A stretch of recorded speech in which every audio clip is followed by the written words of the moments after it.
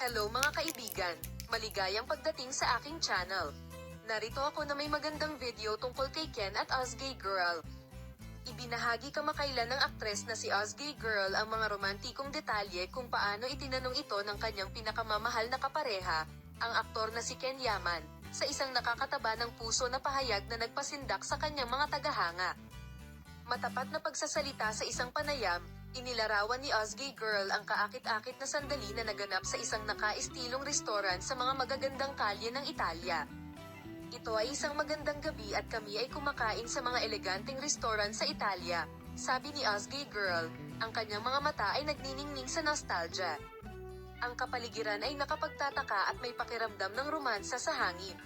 Habang nagsasaya ang mag-asawa sa kanilang pagkain, nagkaroon ng perpektong pagkakataon si Ken Yaman na ipahayag ang kanyang pagmamahal at debosyon sa pinakamatapat na paraan.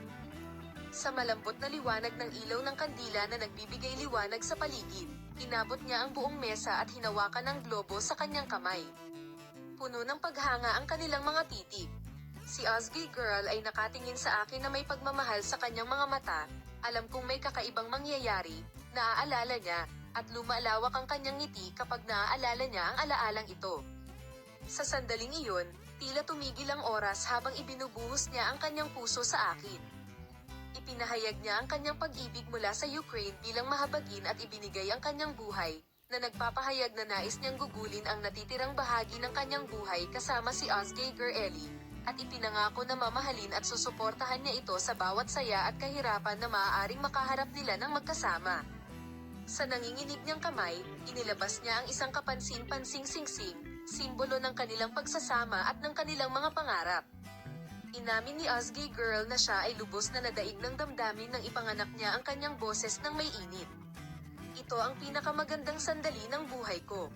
Hindi ko na hinintay na sabihing oo na makasama siya ng tuluyan. Nang sumagot ng oo si Ozgay Girl sa taos-pusong alok ni Ken Yaman, nagpalakpakan ng restaurant at nakibahagi rin ang mga manonood sa masayang pagdiriwang ng pag-iibigan ng mag-asawa.